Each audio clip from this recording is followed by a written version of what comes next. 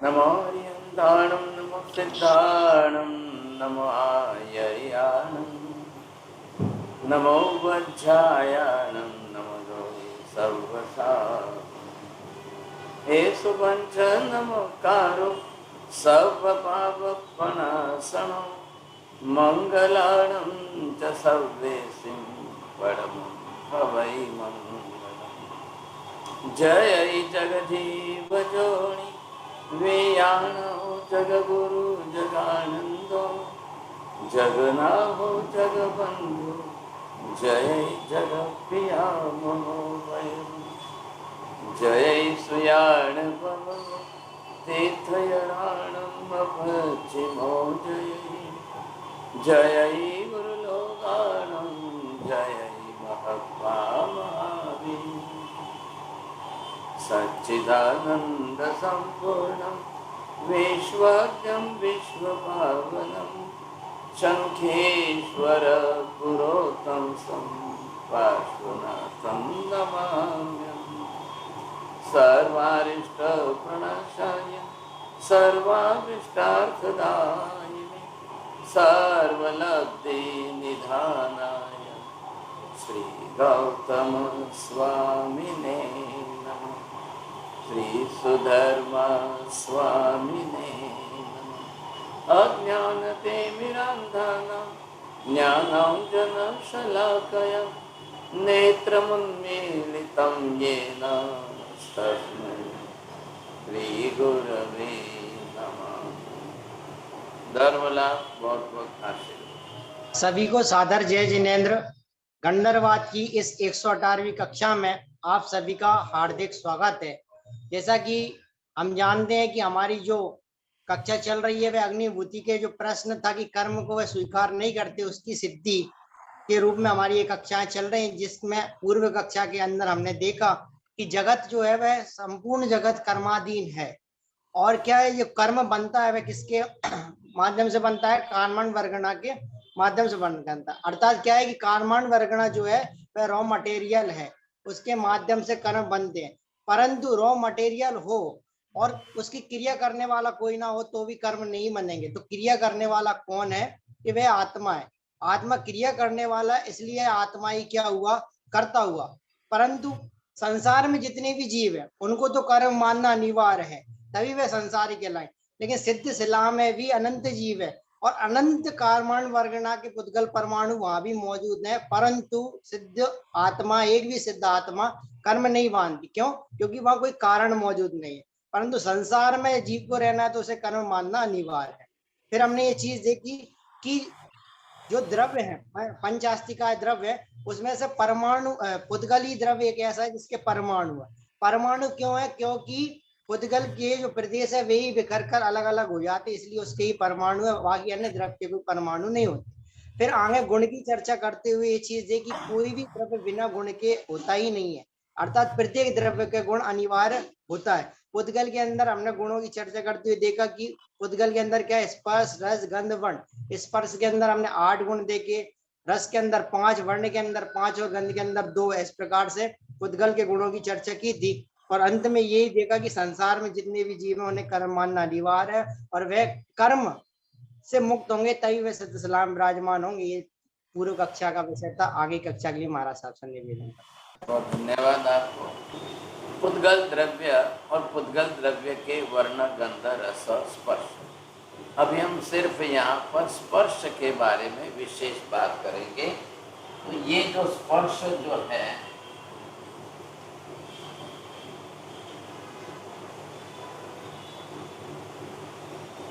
अब ये स्पर्श कितने प्रकार का, किस तरह से, कैसा कैसा है, तो एक वर्ग के अंदर शीत, ये पुद्गल के पदार्थों में, परमाणुओं में और परमाणुओं से बने हुए स्कंद आदि में अनिवार्य रूप से रहता है। अब दूसरे नंबर पर गुरु या लघु रहेगा। लघु गुरु का मतलब है वजन के अंदर हल्का है या भारी। ये भी परमाणु के ही गुणधर्म है। नंबर 3 के अंदर जो आ रहा है स्निग्ध या रुक्ष रहेगा। 4 के अंदर आप देखेंगे। अब बात ये है, इन चार को यहाँ पर पेयर के रूप में, जोड़ी के रूप में बनाया है, और नहीं तो फिर आप इनको 8 अलग अलग गिनिए साहब। जब हमको 8 अलग अलग गिनना है तो ऐसे नंबर, इस तरह से नंबर देने पड़ेंगे। अब आपको ध्यान में आएगा कि ये जो है सिर्फ और सिर्फ पुद्गल की प्रॉपर्टी, सिर्फ पुद्गल के ही गुणधर्म है। अब आप बरोबर समझ जाएंगे कि पुद्गल की प्रॉपर्टी के अंदर जो जिस प्रकार से ये वर्ण गंध रस स्पर्श रहते हैं। अब मान लो कि हमने इसमें से ये एक परमाणु लिया, अब ये 8 तो पुद्गल के हैं। परमाणु जब सिंगल परमाणु एक हो जाएगा तब इसमें से कोई एक पेयर रहेगी। बरोबर आप समझिए, जब एक परमाणु बनेगा तब की बात है। अब एक परमाणु के अंदर कोई एक, अगर ये लघु शीत उष्ण है तो आपको परमाणु उष्ण लगेगा साहब। सूर्य के प्रकाश के अंदर उष्णता है, ये उष्ण परमाणु है, तो सूर्य के प्रकाश के अंदर हमेशा हमेशा हमेशा सदा काल के लिए उष्णता बनी रहेगी। चंद्र के प्रकाश में शीतलता है, सदा काल शीतलता बनी रहेगी। ग्रहों के, नक्षत्रों के, ताराओं के भी जो प्रकाश उनके हैं, आखिर सभी पांचों ही पांचों ज्योतिष का मंडल के हैं। अब उनका जो जीव वहाँ पर है, कर्म उसका उस प्रकार से है, और उसके उस प्रकार के कर्म के अनुसार जो परमाणु वे लेंगे, उन परमाणुओं के अंदर वही स्पर्श प्रतिनिधि प्रमुख रूप में रहेगा। बोलिए साहब मेहता जी, क्या समझ में आया?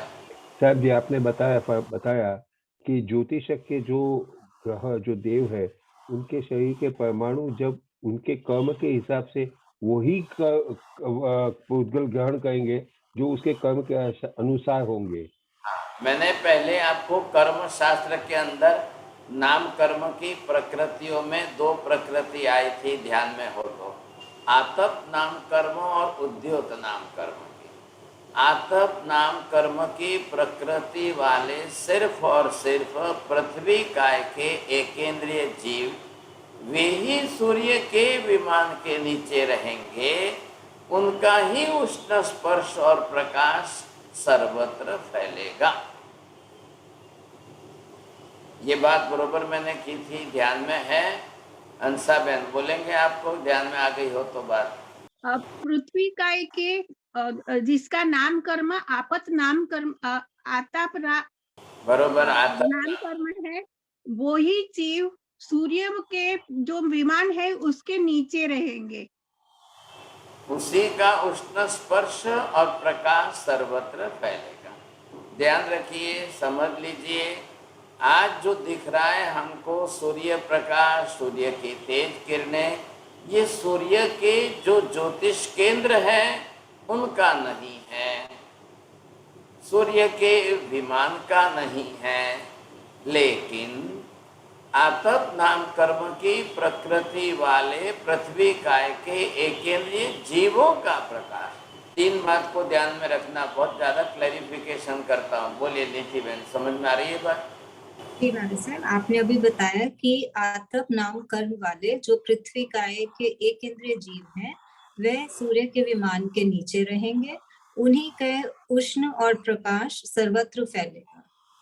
न तो ज्योतिष का इंद्र का प्रकाश, न ही सूर्य के विमान का प्रकाश, सिर्फ और सिर्फ आपने अधूरा ध्यान दिया है ध्यान में। अब यहाँ पर हम देख रहे हैं ये शीत उष्ण स्पर्श ख्याल है, अब इसको प्रकाश के रूप में करना है। आज की आधुनिक लाइटें जो भी जिस प्रकार से बन रही है, आपने किसके अंदर उष्ण प्रकाश देखा और किसके अंदर शीत प्रकाश देखा?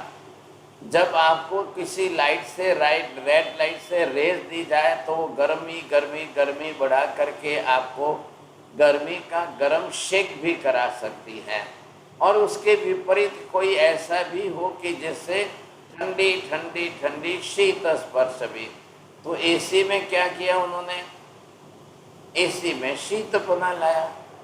इसी तरह से वो हीटर जो है तो उसके अंदर उन्होंने उष्णता लाई, लेकिन पदार्थ के इसी को लिया, प्रकाश को नहीं लिया। ध्यान रखिए, प्रकाश स्वयं द्रव्य है, शीत उष्ण द्रव्य नहीं है, गुण है पदार्थ के, पुद्गल के। अरे बात समझ में, बहुत बड़ा विज्ञान है, इसको भी अलग से समझना पड़ेगा तब ख्याल आएगा। अब इसी तरह से लघु या गुरु ख्याल है। थर्मोकोल देखा आपने, बिल्कुल लाइट वेट है, लेकिन पत्थर का इतना भारी गुरु वजन है, वजनदार है, समझे। पानी का अपना वजन है, लेकिन हवा का वजन कितना है ये किसने मापा है। लेकिन वही गैस सीएनजी की या एलपीजी की, कुकिंग गैस आदि सिलेंडर में भर के दे रहे हैं, तब उसका 14-15 किलो वजन आ रहा है, 19-20 किलो का वजन आ रहा है।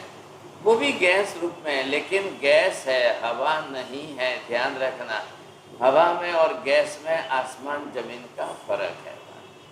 ये आपने देखा मृदु और कर्कश या रुक्ष, ये खुरदरा जो है, ये भी स्पर्श है।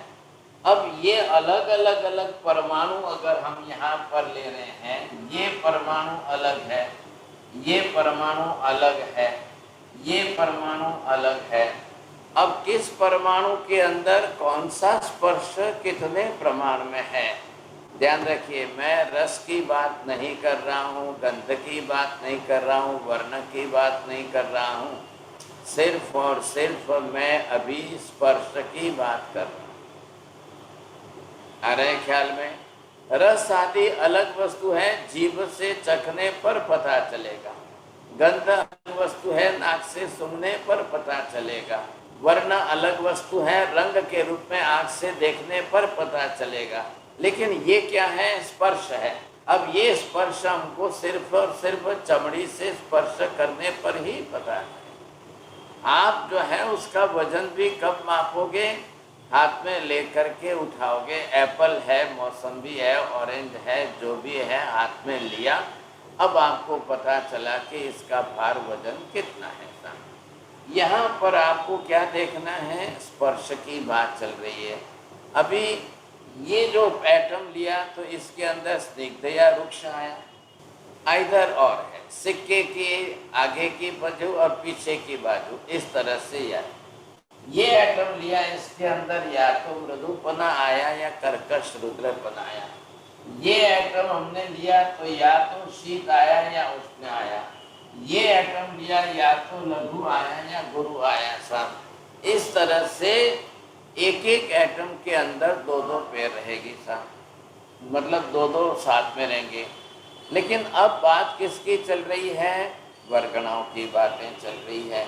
वर्गणा के स्वरूप में चौड़िया जी क्या मालूम है आपको?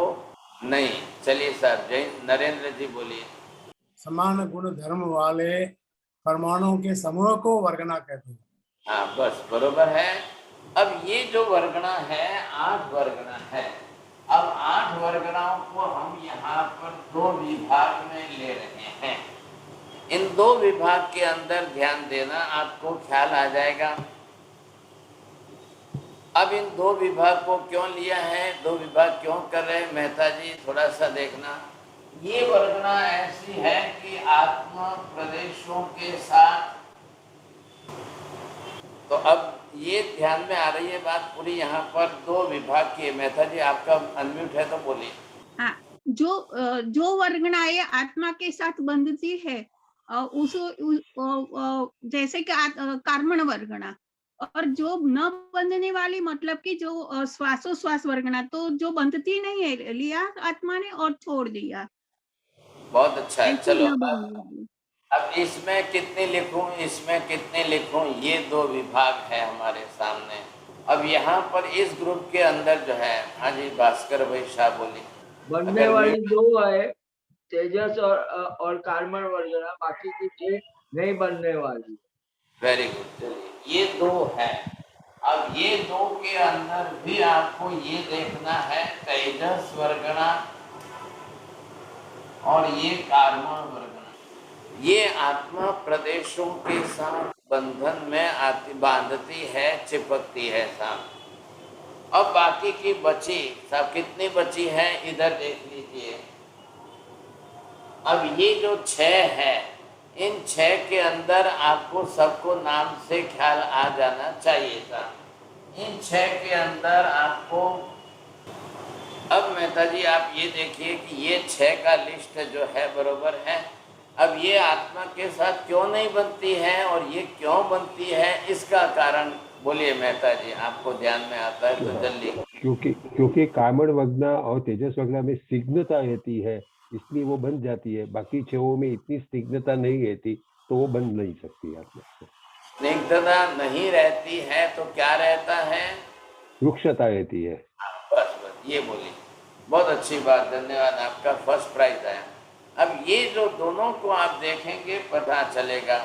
वर्गणा है तो मैं अभी आपको क्या बता रहा था, वर्गणा मतलब क्या? परमाणुओं का समूह है। कौन से परमाणु है, कैसे परमाणु परमाणु है, ध्यान रखिए। परमाणु में कोई, आपने जैसे महिलाओं ने गेहूं का आटा लिया, आटे में घी शक्कर डाल करके बनाया तो वो हलवा शीरा बन गया। घी शक्कर न डालते हुए सिर्फ नमक खारा डाल करके बनाया तो वो अलग ही पदार्थ हो गया, आप जो नाम दो। लेकिन वैसे ही यहाँ पर भी है। तो ये जो ग्रुप है ये भी क्या है? वर्गणा ही है। ये बने तो गुणधर्म से वर्गणा ही बनी है। समान गुण धर्म वाले परमाणु इकट्ठे हो गए तो ही वर्गणा बनेगी, नहीं तो नहीं बनेगी। ये नियम तो बरोबर बना हुआ है। अब इनके अंदर भी है, इनके अंदर भी है, तो इनके अंदर जो आया है वो कौन सा आया है? ये गुणधर्म इन्होंने जो है स्निग्धता रखी है।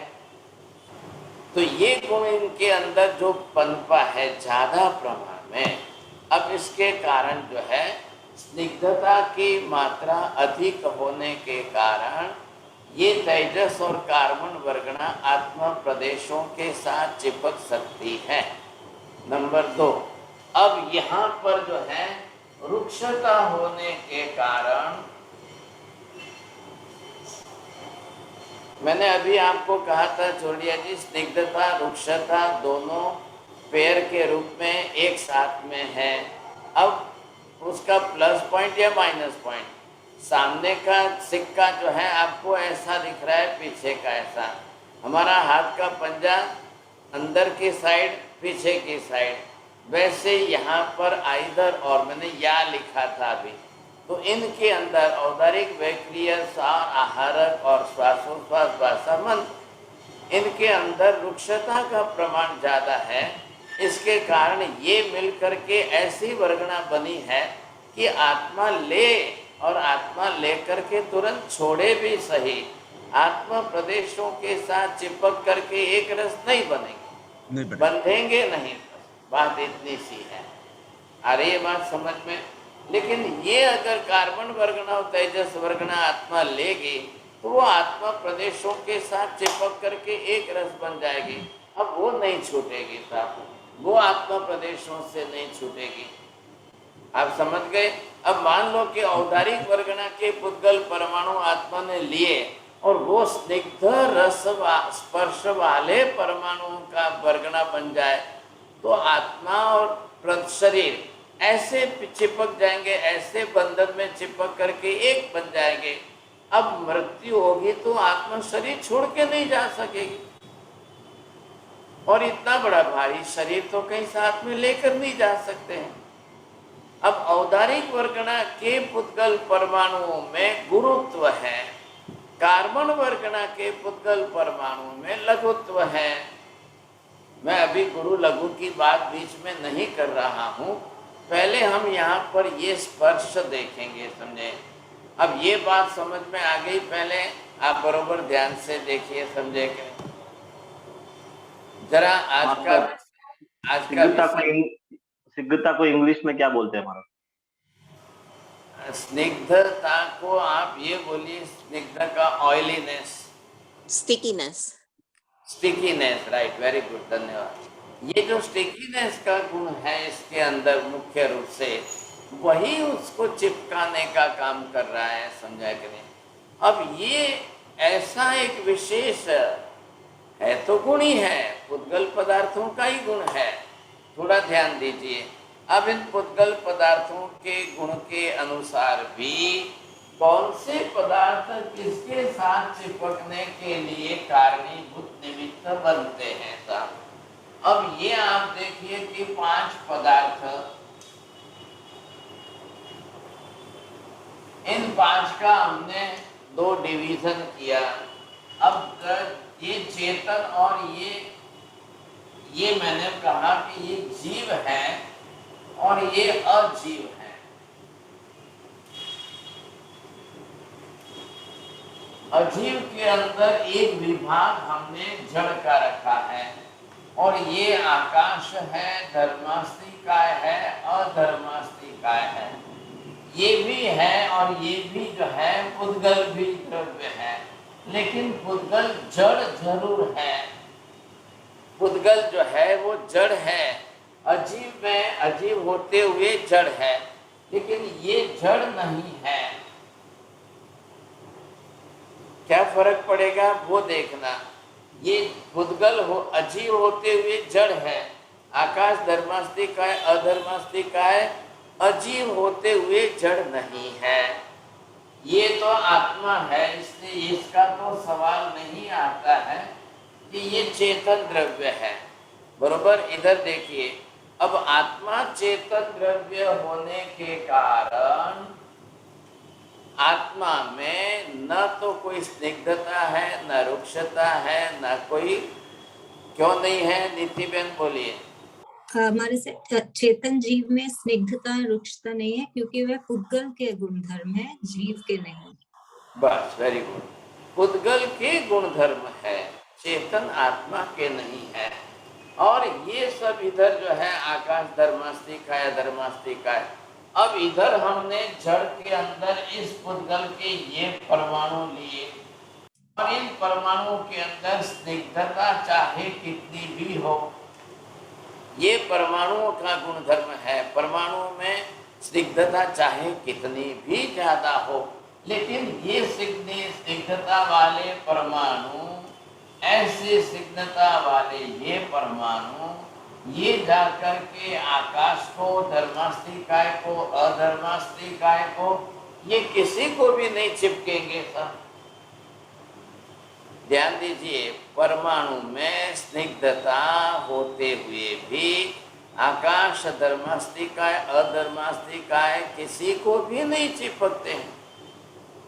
आकाश भी द्रव्य है, धर्मास्तिकाय भी द्रव्य है, अधर्मास्तिकाय भी द्रव्य है। कैसे द्रव्य है? प्रदेश समूहात्मक पिंड रूप के द्रव्य है। तो इनके भी प्रदेश है, इनको जाकर के एक भी परमाणु कभी भी नहीं चिपकता है, चाहे कितनी भी स्निग्धता हो। लेकिन ये परमाणु स्निग्धता वाले, ये परमाणु अब स्निग्धता गुण वाले आत्मा प्रदेशों के साथ ही क्यों चिपकते हैं? क्यों आत्मा प्रदेशों के साथ ही चिपकते हैं? अब यहाँ पर देखिए आप, चेतन आत्मा है तो ये इसकी प्रदेश रचना है। अब ये आकाश है तो ये आकाश की प्रदेश रचना है। अब यहाँ पर जो है इनके साथ क्यों नहीं चिपक रहे हैं? चलिए चौरडिया जी बोलिए। महाराज साहब, आत्मा में कर्ता भाव है, बाकी में कर्ता भाव नहीं है। आत्मा कर्ता करती है, क्रिया करती है, रागद्वेष की परिणति करती है, इसलिए।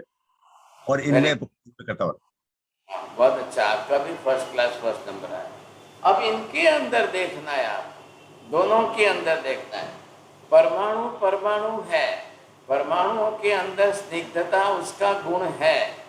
अब ये स्निग्धता आत्म प्रदेशों के साथ ही क्यों चिपके? आकाश धर्मास्तिकाय धर्मास्तिकाय के साथ क्यों नहीं चिपकती है? तो यहाँ जब चिपकने का प्रश्न आया, अब आपको ध्यान देकर के समझना है। थोड़ा सा मैं सबको कहता हूँ थोड़ा आज ज़्यादा ध्यान देना। फिजिक्स, मेटाफिजिक्स, केमिस्ट्री का विषय साथ में जुड़ रहा है। अब मैं भी क्या करूँ, विषय ही ऐसा है। अब कर्म बनने का रॉ मटेरियल और फिर कर्म बनेगा कैसे, ये पहले समझना है। बाद में हमको कर्म की फंक्शनिंग सिस्टम समझना है। But what is the basic chemistry about that, जो मेन चीज है वो आप समझ लीजिए। अब कर्म बनने के बाद तो फिर आप उसकी फिजियोलॉजी समझ जाएंगे, तो फिर तो सवाल ही नहीं है। Just like in the medical science, anatomy is the first thing and then the physiology. अब उसके बाद उसकी फंक्शनिंग सिस्टम जब आएगी तब आपको पता चलेगा। तो पहले आपको क्या देखना है। अब मैं थोड़ा सा 4 बात को लिखता हूँ। 11 जी, अब आपको बोलना क्या नहीं बोलना आप देख लेना सर। अब ये जो है क्या, जड़ जो है, जड़ के साथ, चलो राहुल जी पढ़िए, बोलिए, देखिए क्या समझ में आ रहा है। जड़ के साथ, जड़ चेतन के साथ, चेतन चेतन के साथ, चेतन जड़ के साथ। साथ के आगे मैंने शब्द क्या लिखना है वो देखिए। जुड़ना, चिपकना, मिलना, बंधना, इन शब्दों का वापिस अर्थ बैठाना है। ये 4 शब्द पहले खोलिए माता जी, बोलिए क्या समझ में आ रहा है आपको। जुड़ना, मिलना, चिपकना, बंधना।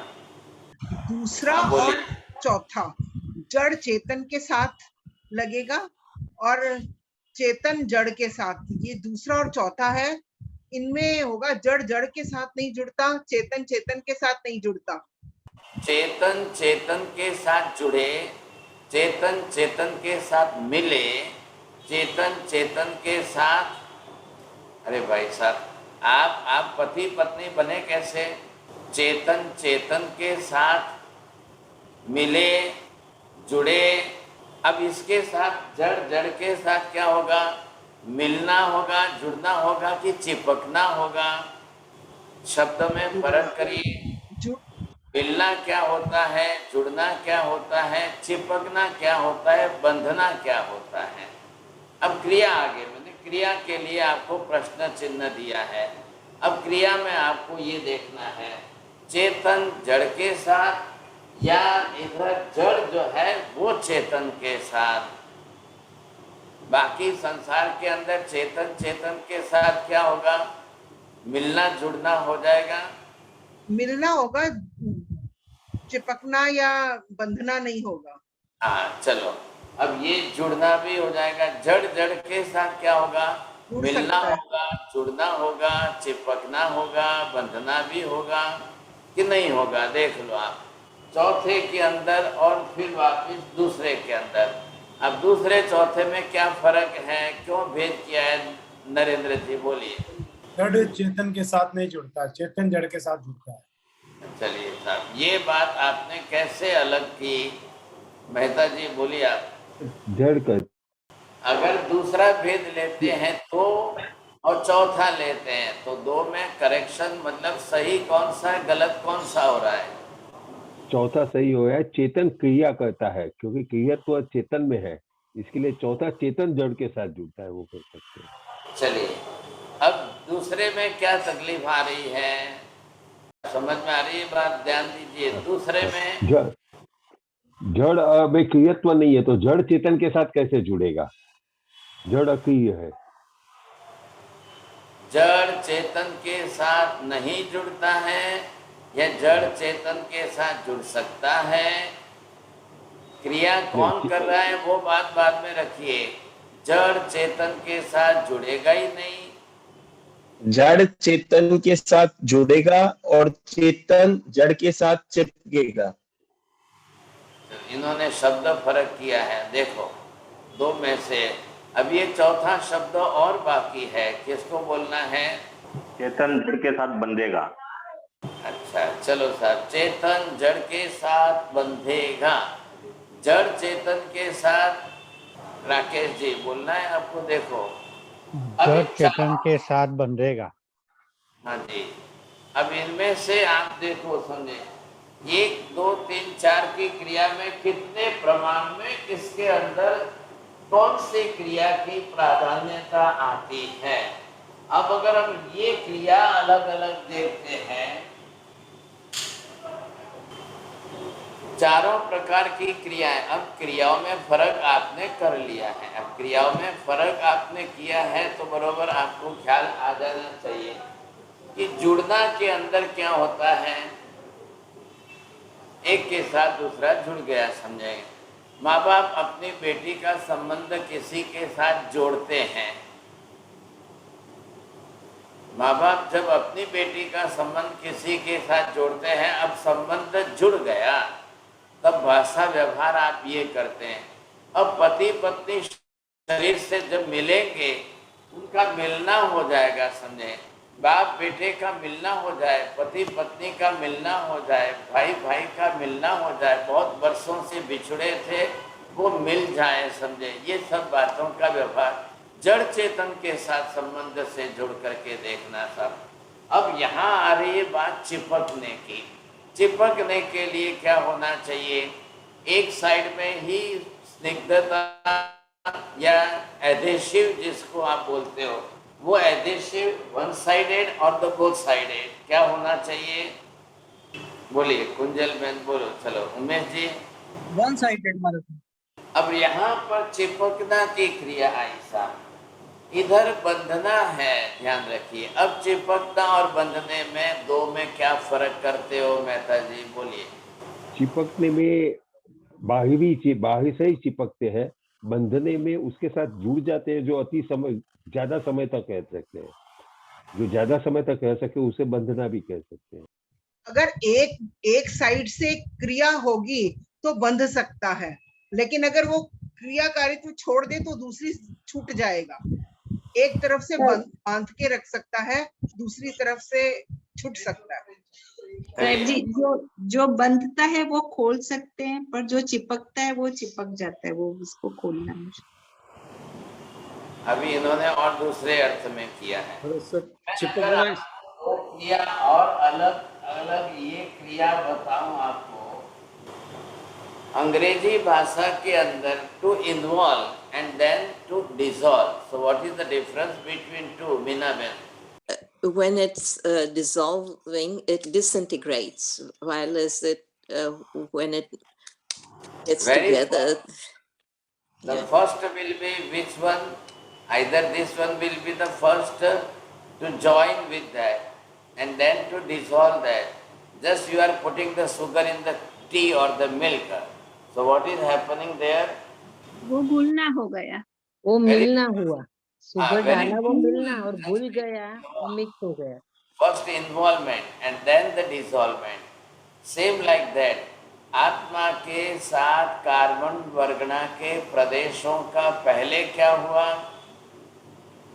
पहले चिपकना हुआ, फिर बंधना हुआ। पहले इन्वॉल्वमेंट हुआ, just like the sugar in the tea, same like that. And then बंधना और चिपकने में क्या है मेहता जी, ध्यान दीजिए। जब चिपकता है, अगर ये चीज है और ये चीज इसके साथ में चिपक रही है, अगर एक वस्तु किसी के साथ चिपक रही है तो दोनों की आइडेंटिटी बनी रहती है। ये आयरन है, ये दूसरा है और ये चिपक गई, तो इधर आपको ये भी दिखाई देगी, इधर आपको ये भी दिखाई देगी। But what is that? जब डिसॉल्व हो जाए बंधन के अंदर, अब ये इसमें घुल मिल करके एक हो जाए, ये इसमें घुल मिल करके एक हो जाए। शक्कर जब दूध में घुल करके एक रस बन जाती है, अब आप बाद में शक्कर के कण कण कण को बाहर निकाल नहीं सकते हैं साहब, ये आपको ख्याल आ जाना चाहिए।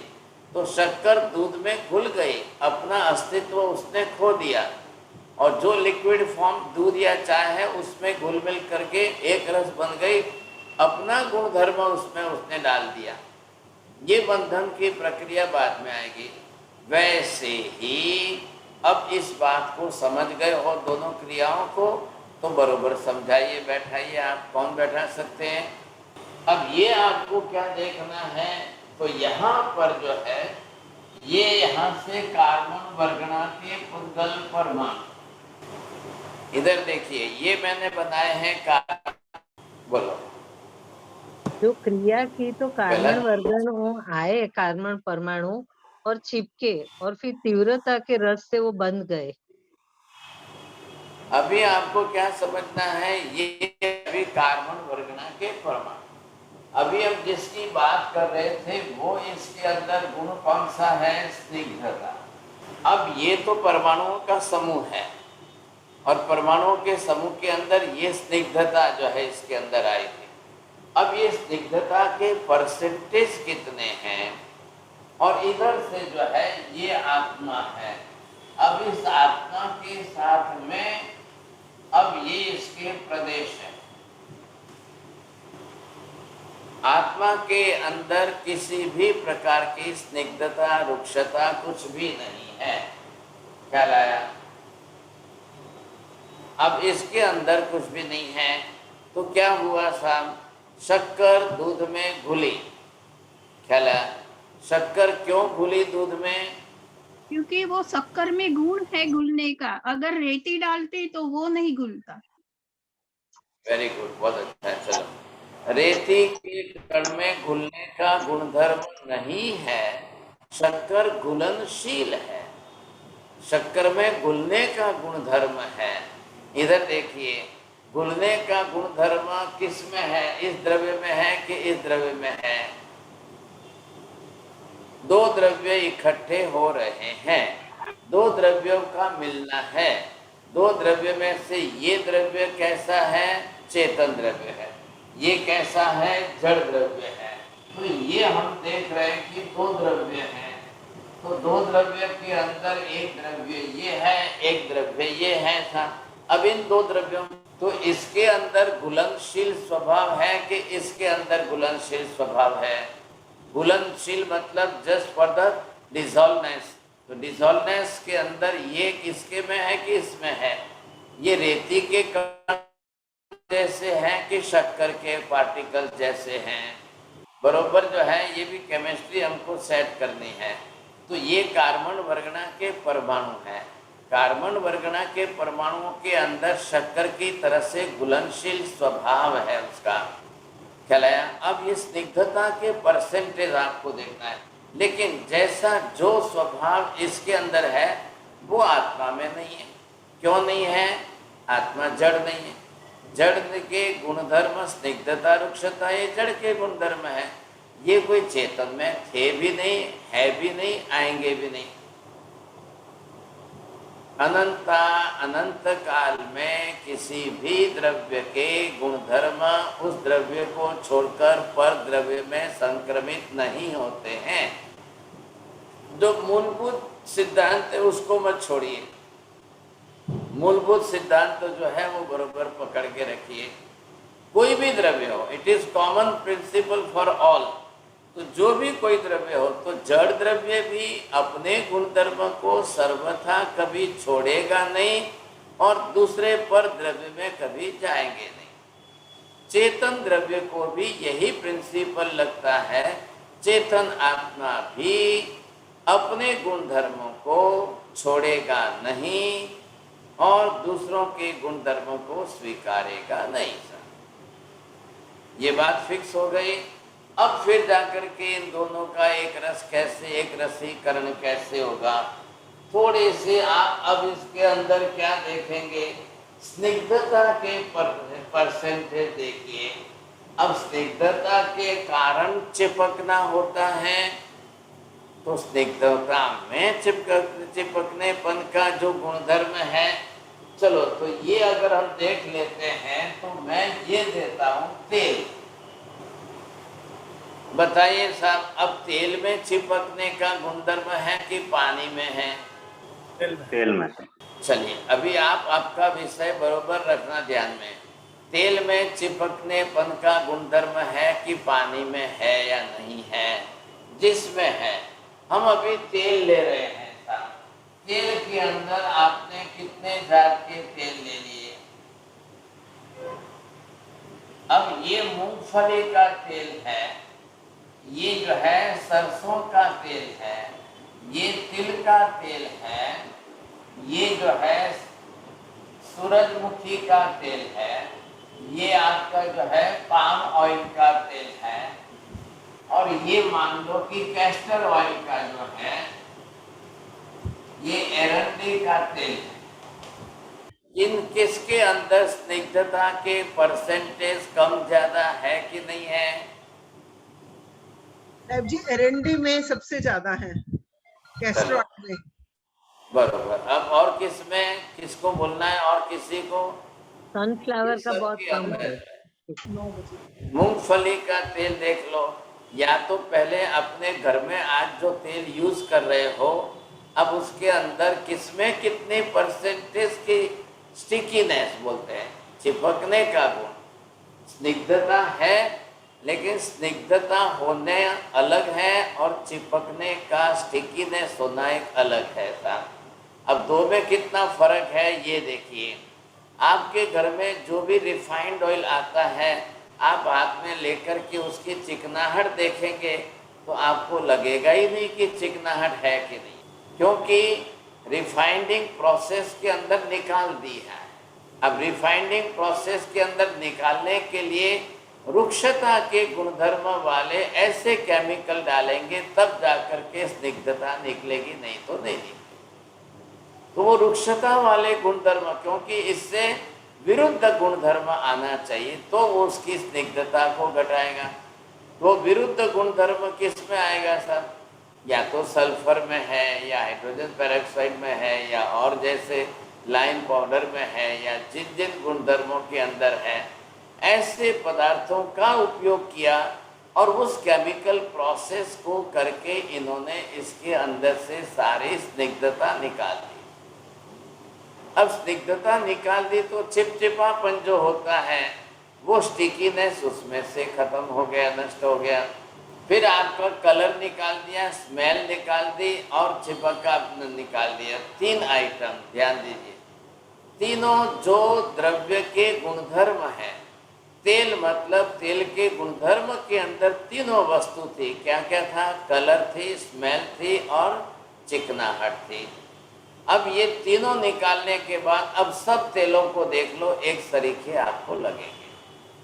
ऊपर से रिफाइंडिंग प्रोसेस के कारण तीनों प्रकार से ये तीनों गुणधर्म निकल जाने के कारण सभी तेल आपके लिए अब जहरीले बन गए।